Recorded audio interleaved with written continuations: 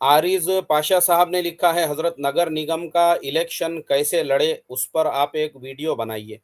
भाई आरिज पाशा साहब, मैंने जो रात में पोस्ट किया था अपने फेसबुक के ऊपर कि अल्हम्दुलिल्लाह शेयर ट्रेडिंग और दूल्हा दुल्हन कोर्स के बाद हम अभी एक नया कोर्स शुरू कर रहे हैं, आप नगर सेवक कैसे बने। उसका मकसद ही ये है कि लोगों के दिलों में जो है ना, ये जो डर बैठा हुआ है, और आज भी मुसलमानों की एक बहुत बड़ी तादाद ऐसी है, उनको डरा के रखा हुआ है कि तुम इलेक्शन में नहीं खड़े रह सकते, तुम आगे नहीं बढ़ सकते।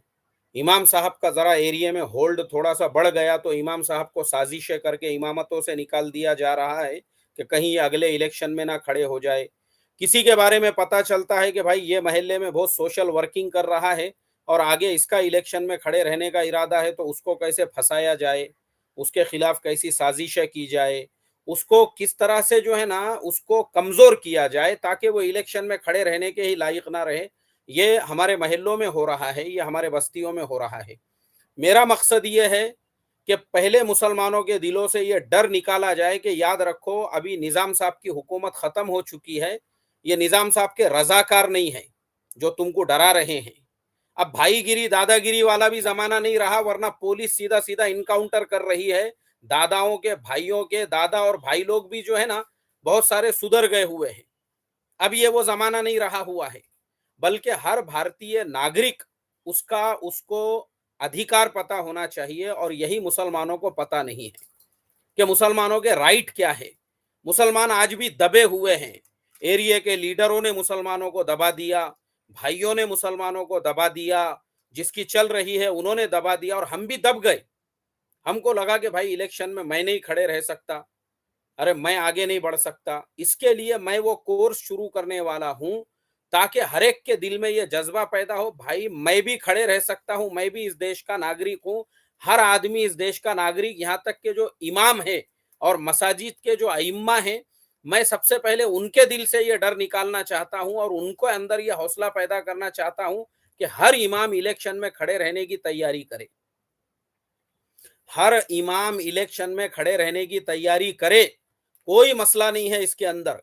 और हमारे यहाँ पे ये भी हमको कहा जाता है, अरे भाई ये सियासत है, ये उलामा का काम नहीं है। अरे भाई ये सियासत है, ये तो तबलीग वालों का काम नहीं है। अरे भाई ये तो पॉलिटिक्स है, ये तो हमारा काम नहीं, उनका काम नहीं, इनका काम नहीं। ये बोल बोल कर क्या हो चुका है, जो अच्छे क्वालिटी वाले लोग थे वो सियासत से दूर हो गए। और अब मैं आपको बताता हूँ, यही चीजों की वजह से मैं आपको मिसाल दे के बताता हूँ। जैसे महाराष्ट्र के पड़ोस में एक सूबा है गुजरात। अभी गुजरात में 8-10 महीने पहले इलेक्शन हुए।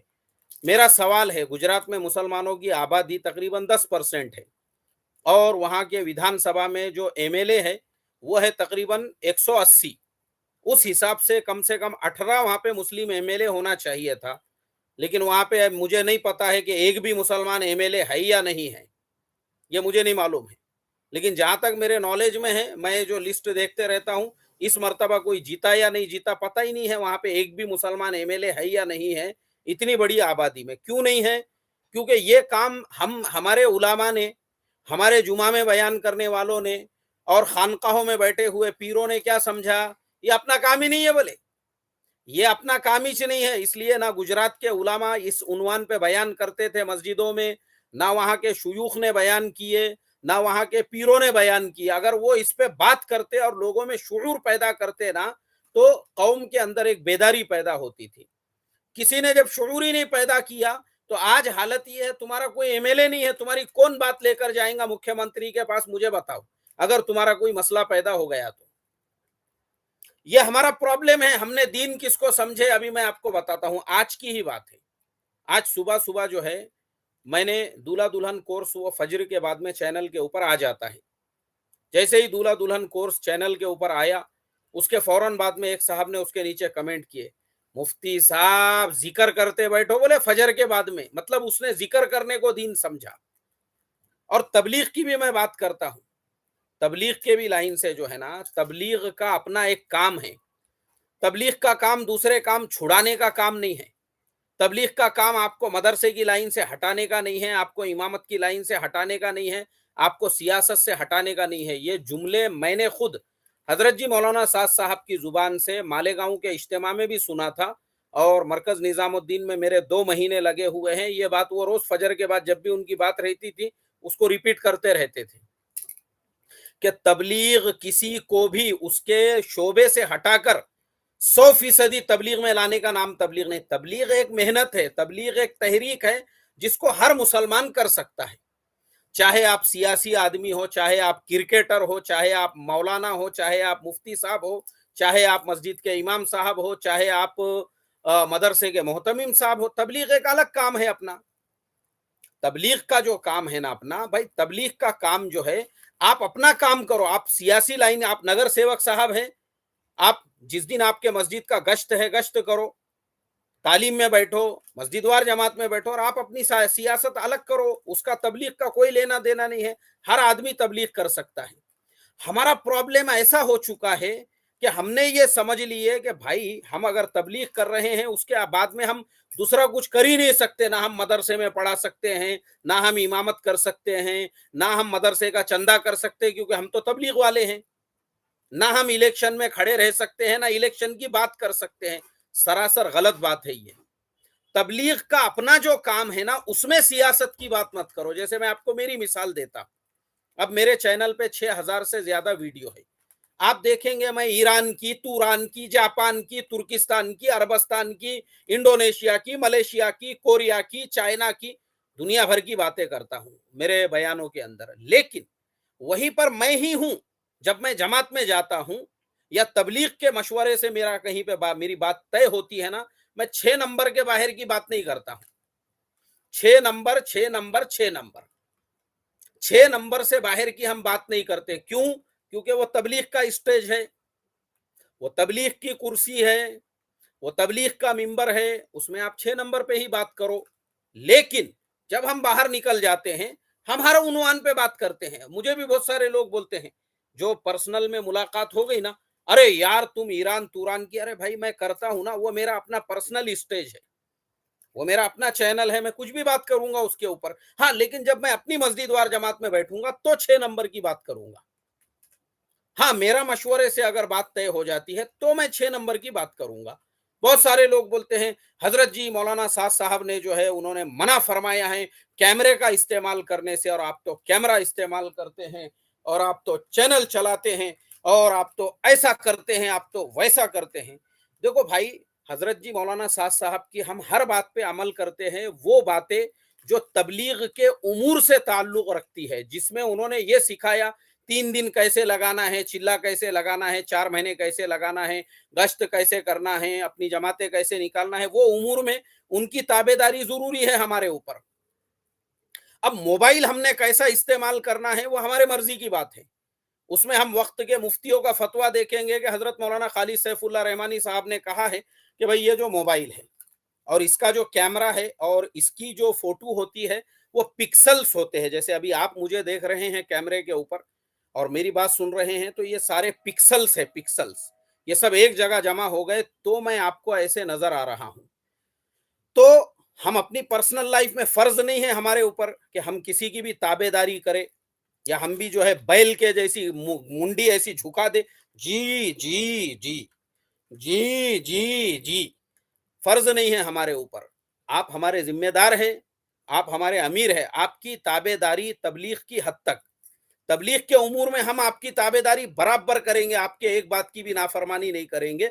लेकिन हमारी जो अपनी पर्सनल लाइफ है, क्योंकि हमको मालूम है तबलीग का काम आपको आपकी लाइन से छुड़ाने का काम नहीं है, बल्कि तबलीग का काम आप जिस लाइन में है उसमें रहते हुए तबलीग करने का है।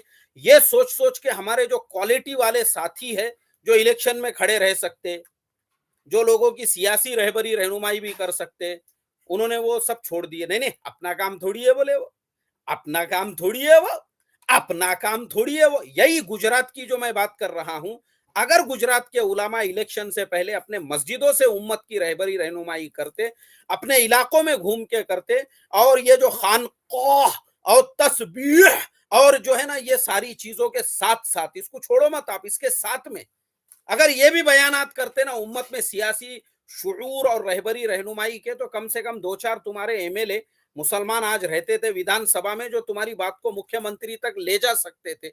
आज है क्या तुम्हारा कोई एमएलए, बताओ मुझे।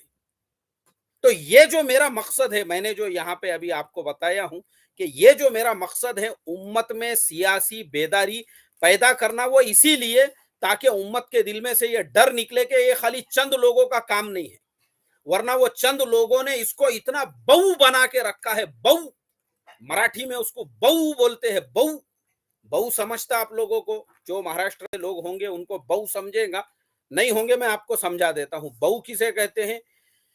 जैसे कोई कीड़ा मकोड़ा, कोई जो है एक आधे वबा आ गई या कुछ ऐसा हो गया, अरे बाप रे ये मत करो वो मत करो, ऐसा हो जाता है, उसको बहू बना के रख दिया, यानी अछूत बना के रख दिया उसको। तो कुछ लोगों ने ठेकेदारी ली। अभी जैसे मैं आपको एक मिसाल देता हूं, मैं एक पुलिस स्टेशन में कुछ काम से गया, तो एक लीडर साहब जो है उन्होंने मुझे फोन किए। अरे यार, बोले हमारे को बोलने का पुलिस स्टेशन का कुछ भी काम रहेगा तो तुम अकेले चले गए बोलते वहां पे। मैं बोला भाई क्यों, एरिया के जो पीआई साहब है मैं नहीं मिल सकता उनसे? मैं भी इसी एरिया का नागरिक हूँ, मतदान कार्ड है मेरे पास में, आधार कार्ड इसी एरिया का इसी देश का है, मेरा भी हक है यार। उसको उनको क्या है? मैं बोला तुमको मेरे बारे में मालूम नहीं है। मैं एक कंपनी में पहले जॉब करता था, मुझे रोज कमिश्नर ऑफिस में जाना पड़ता था। डेली मेरा काम ही कमिश्नर ऑफिस में था। रोज दोपहर में 2 बजे के बाद में मेरा वही काम रहता था, लंच करो और कुछ डॉक्यूमेंट्स लेके मुझे डेली जो है कमिश्नर ऑफिस में जाना पड़ता था।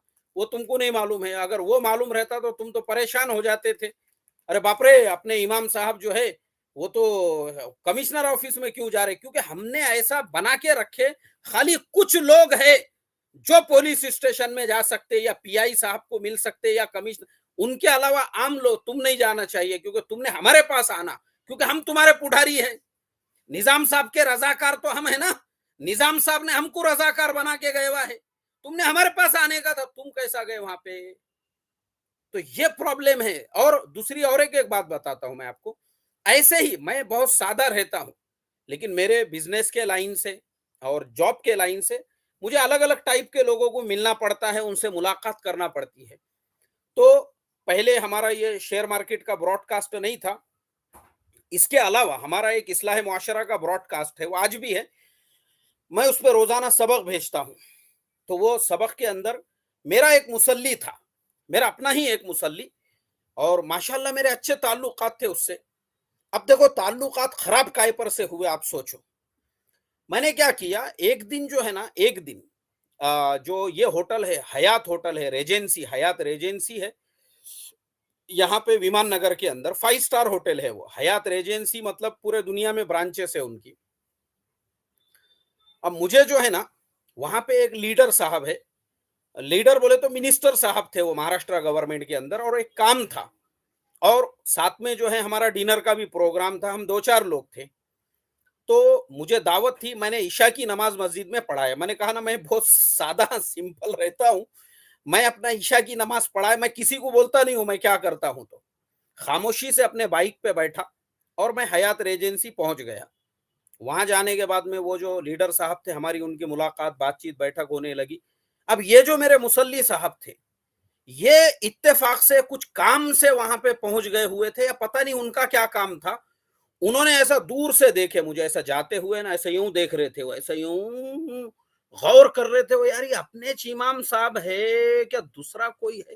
यार ये अपने इमाम साहब है क्या? अरे बाप रे, अपने दिख रहे हैं इमाम साहब। ऐसा उसने ध्यान से देखा, और वो देखना होने के बाद में क्या किया, देखो आप देखो, उसको मेरा रोजाना सबक जाता था।